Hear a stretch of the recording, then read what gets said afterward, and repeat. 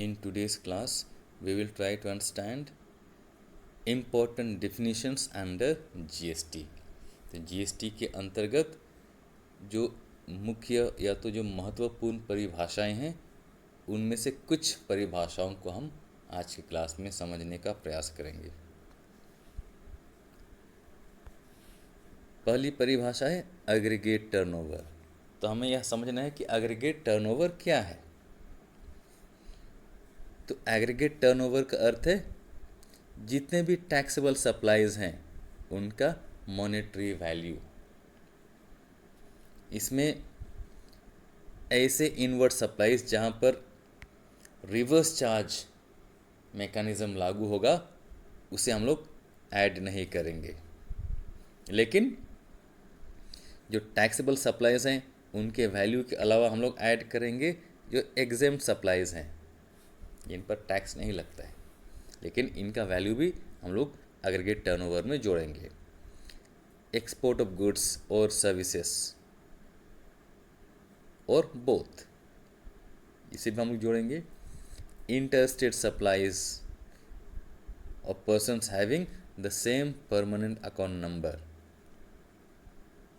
To be computed on all India basis. कहने का मतलब है अगर किसी व्यक्ति के बिजनेस एंटिटीज़ अलग अलग स्टेट्स में हैं तो जितने भी इनके पैन के अनुसार रजिस्टर्ड एंटिटीज़ हैं अक्रॉस द कंट्री, सभी स्टेट्स के एग्रीगेट वैल्यूज़ को हम लोग साथ में जोड़ेंगे। इसी का अर्थ है to be computed on all India basis. लेकिन यहाँ पर क्या नहीं जुड़ेगा? सेंट्रल टैक्स यानी कि CGST एग्रीगेट टर्नओवर का हिस्सा नहीं होगा। State tax, union territory tax, integrated tax and cess, ये सारे एग्रीगेट टर्नओवर के भाग नहीं होंगे। इसे और हम लोग बेहतर तरीके से समझने का प्रयास करते हैं। तो हम यहाँ देखते हैं एग्रीगेट टर्नओवर जब हम लोग कैलकुलेट करेंगे तो क्या क्या हम लोग जोड़ेंगे, उसमें किन किन चीज़ों का वैल्यू हम लोग ऐड करेंगे। Value of taxable supplies both inter state and intra state. तो इंटर स्टेट और इंट्रा स्टेट होने वाले सभी टैक्सेबल सप्लाईज की वैल्यू हम लोग यहाँ पर जोड़ेंगे। दूसरी बात, value of exempt supplies both inter state and intra state. Exempt supplies का वैल्यू हम लोग यहाँ पर जोड़ेंगे। वैल्यू ऑफ एक्सपोर्ट है निर्यात का value. Inter state supplies between distinct persons having same PAN, ये भी हम लोग जोड़ेंगे। Supply on own account and on behalf of principal. तो प्रिंसिपल के नाम पर अपने खुद के अकाउंट में भी किसी चीज़ की सप्लाई करते हैं तो हम लोग इसे एग्रीगेट टर्नओवर में जोड़ेंगे। और एग्रीगेट टर्नओवर में हम लोग क्या चीज़ नहीं जोड़ेंगे? इनमें हैं इनवर्ड सप्लाईज जहाँ पर रिवर्स चार्ज मैकेनिज्म लागू होता है। सेंट्रल टैक्स CGST नहीं जुड़ेगा एग्रीगेट टर्नओवर में। SGST, UTGST, IGST और कॉम्पेंसेशन सेस हम लोग एग्रीगेट टर्नओवर कैलकुलेट करते समय नहीं जोड़ेंगे। इसे हम लोग और एक एग्जाम्पल के माध्यम से समझेंगे। यहाँ पर हम देखते हैं कि रूपा परफॉर्मेंस फाइबर्स लिमिटेड जो कि यार्न प्रोड्यूस करती है और इसका ऑपरेशन मुंबई में है। तो फाइनेंशियल ईयर 2021-22 में रूपा परफॉर्मेंस फाइबर्स लिमिटेड ने आउटवर्ड सप्लाईज किया था। इनमें से एक था खादी यार्न जो कि एग्जेम्प्टेड सप्लाई है और इस सप्लाई का वैल्यू है 4 लाख। हमें एक चीज़ याद करना है कि value of exempted supply will also be added when we calculate aggregate turnover. कुछ समय पहले ही हमने इसके बारे में देखा है। बी है silk yarn liable for reverse charge under section 9 subsection 3 amounting to ₹7 lakh. तो सिल्क यार्न लेकिन चूंकि यह सप्लाई है, ये भी एग्रीगेट टर्नओवर में जुड़ेगा। तो सिर्फ ये आउटवर्ड सप्लाई है, सिर्फ इनवर्ड सप्लाई जहाँ पर रिवर्स चार्ज मैकेनिज्म है वह चीज़ एग्रीगेट टर्नओवर का हिस्सा नहीं होगा। लेकिन ये तो आउटवर्ड सप्लाई है, तो ये भी एग्रीगेट टर्नओवर में कैलकुलेट किया जाएगा। सी है polyester yarn amounting to ₹5 lakh, ये भी जुड़ेगा। अब हमें ध्यान देना है कि साल के दौरान आरपीएफ हैज़ इनवर्ड सप्लाई, याद कीजिए inward supply of ₹2 lakh on which reverse charge is applicable. तो क्वेश्चन है, is Rupa performance fibres limited liable for registration in GST. तो 2 लाख जो वैल्यू है यह इनवर्ड सप्लाई है और इस पर रिवर्स चार्ज मैकेनिज्म एप्लीकेबल होगा, तो इसलिए यह हमारे एग्रीगेट टर्नओवर के कैलकुलेशन का हिस्सा नहीं होगा। तो आइए देखते हैं इसका सॉल्यूशन कैसे होगा। We have 2 columns, particulars amount, heading है computation of aggregate turnover of RPF limited. तो एग्जेम्प्टेड सप्लाई हमने पहले कहा था कि इसका वैल्यू भी यहाँ पर ऐड होगा। सिल्क यार्न, यहाँ पर रिवर्स चार्ज लागू होगा लेकिन यह आउटवर्ड सप्लाई है, इसलिए इसका वैल्यू भी यहाँ जुड़ जाएगा। और यहाँ पर तीसरा आइटम है taxable supply of polyester yarn, तो इसका वैल्यू भी यहाँ पर जुड़ेगा। तो हम लोग टोटल देखते हैं 16 लाख। तो एग्रीगेट टर्नओवर हो गया आरपीएफ लिमिटेड का 16 लाख। अब हम लोग समझने की कोशिश करेंगे बिजनेस की परिभाषा, बिजनेस क्या है। तो सीजीएसटी एक्ट 2017 के सेक्शन 2 सब सेक्शन 17 के अनुसार बहुत सारी चीज़ें हैं जो बिजनेस इंक्लूड करती है। ये आप देख सकते हैं, business includes any trade, commerce, manufacture, profession, vocation, adventure, wager or any other similar activity, whether or not it is for a pecuniary benefit। So किसी तरह का ट्रेड, कॉमर्स, मैन्युफैक्चर, प्रोफेशन जहाँ पर लोग मॉनेटरी गेन के लिए हैं या नहीं हैं, इस पर हम लोग ध्यान नहीं देंगे, लेकिन यह सप्लाई माना जाएगा, तो बिजनेस माना जाएगा।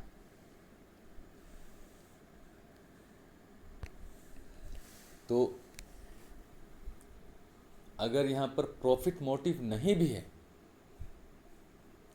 अगर कोई भी प्रॉफिट अर्न नहीं किया जाता है, लेकिन अगर वह एक्टिविटी ट्रेड के जैसे है या तो मैन्युफैक्चर के जैसे है या तो कॉमर्स के जैसे है, प्रोफेशन के जैसे है, तो हम लोग इसे बिजनेस मानेंगे। उदाहरण के लिए मान लिया बॉलीवुड एक्टर सलमान खान को पेंटिंग करने का शौक है और अपने पेंटिंग को वे बेचते हैं।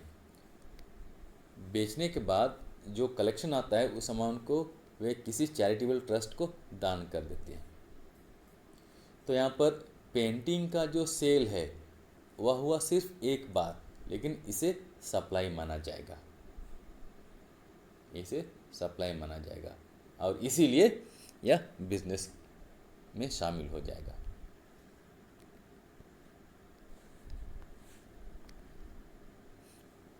बी, यहाँ पर हम देखते हैं एनी एक्टिविटी और ट्रांजैक्शन इन कनेक्शन विथ और incidental और ancillary to sub clause A. कहने का मतलब है, मान लिया कोई टेम्पल है, लेटर से बालाजी टेम्पल, बालाजी टेम्पल है,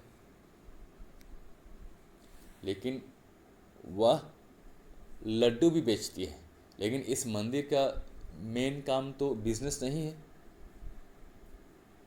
इसीलिए जो बालाजी टेम्पल है, बालाजी मंदिर है, इसके द्वारा अगर लड्डू की बिक्री होती है तो हम लोग इसे बिजनेस नहीं मानेंगे।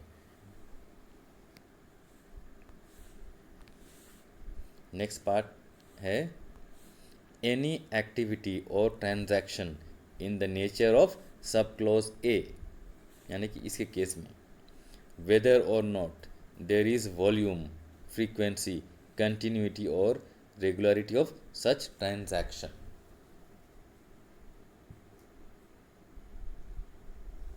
तो even transactions which are undertaken on casual or irregular basis are also covered within the term business। तो जो भी ट्रांजैक्शंस हैं कैजुअल बेसिस पर या तो इरेगुलर बेसिस पर किए जाते हैं, उसे भी हम लोग बिजनेस के टर्म में शामिल करेंगे।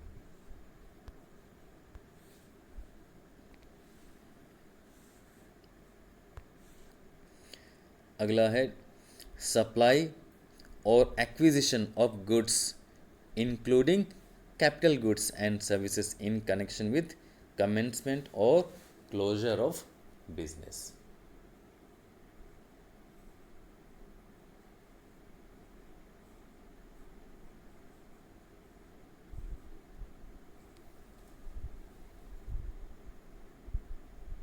तो यहाँ पर हम देखते हैं कि सप्लाई चाहे तो गुड्स का एक्विजिशन, कैपिटल गुड्स हो या सर्विसेज हो, जहाँ पर बिजनेस की शुरुआत हो रही है या तो बिजनेस को क्लोज किया जा रहा है, यह भी बिजनेस में शामिल होगा।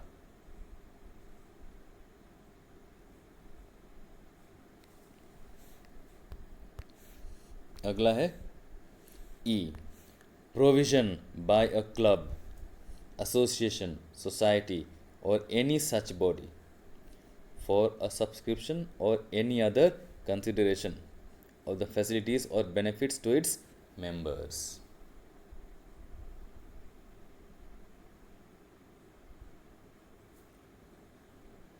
मतलब क्लब के केस में जो क्लब है और उस क्लब के जो मेंबर्स हैं उनको हम लोग डिस्टिंक्ट पर्सन्स मानेंगे।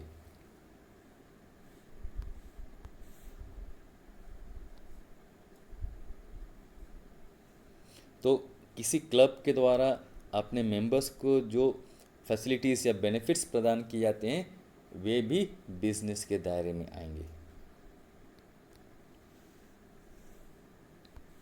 नेक्स्ट है admission for a consideration of persons to any premises, माने किसी भी इवेंट के लिए एडमिशन, जैसे अम्यूज़मेंट पार्क हो गया, सिनेमा हॉल हो गया, गेमिंग इवेंट हो गया वगैरह वगैरह, जहाँ पर फी लगता है या तो कोई अन्य कंसिडरेशन है, इसे हम लोग बिजनेस का हिस्सा मानेंगे।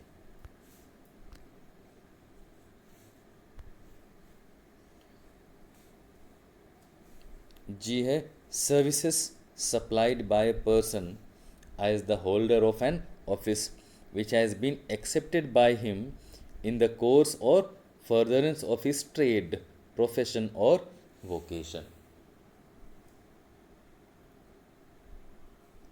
मान लिया कोई प्रैक्टिसिंग चार्टर्ड अकाउंटेंट किसी कंपनी का इंडिपेंडेंट डायरेक्टर बनाया जाता है।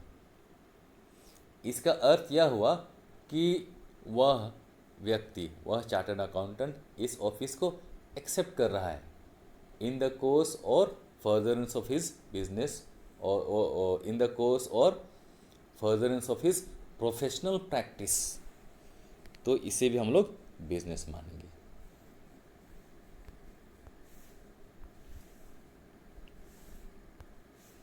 नेक्स्ट है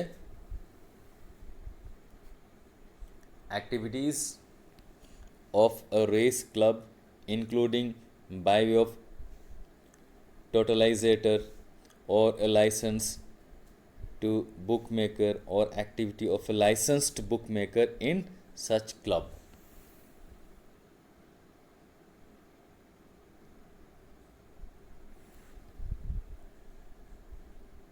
तो रेस क्लब के एक्टिविटीज़ भी बिजनेस में शामिल हो जाएंगे।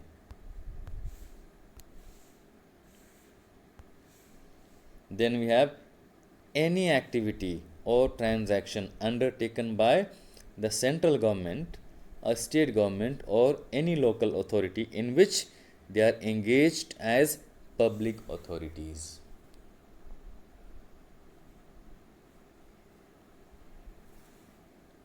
तो सेंट्रल गवर्नमेंट या तो स्टेट गवर्नमेंट या तो किसी भी लोकल बॉडी के द्वारा कोई एक्टिविटी या तो ट्रांजैक्शन भी बिजनेस के दायरे में आएगा, क्योंकि यहाँ पर ये लोग अथॉरिटीज़ के तौर पर शामिल हुए हैं।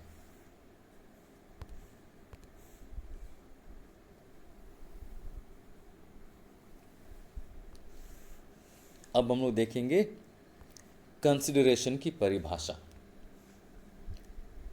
तो CGST एक्ट 2017 के सेक्शन 2 सबसेक्शन 31 के अनुसार consideration in relation to the supply of goods और सर्विसेज और बोथ इंक्लूड्स, मतलब कंसिडरेशन का क्या अर्थ है? In relation to supply of goods and services, consideration का अर्थ क्या है?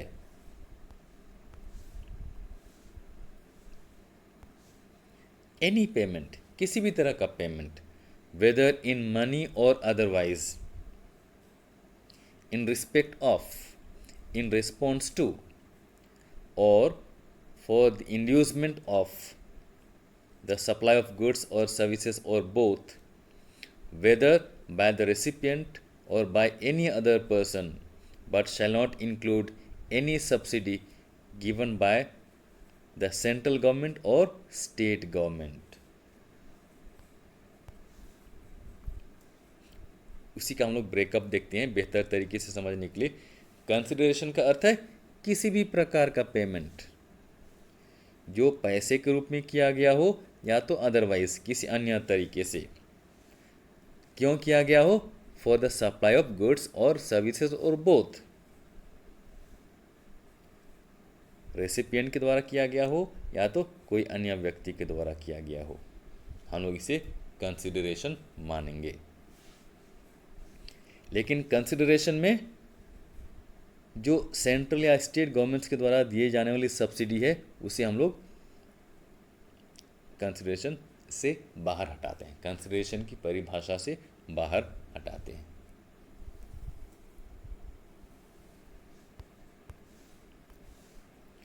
So thank you for watching.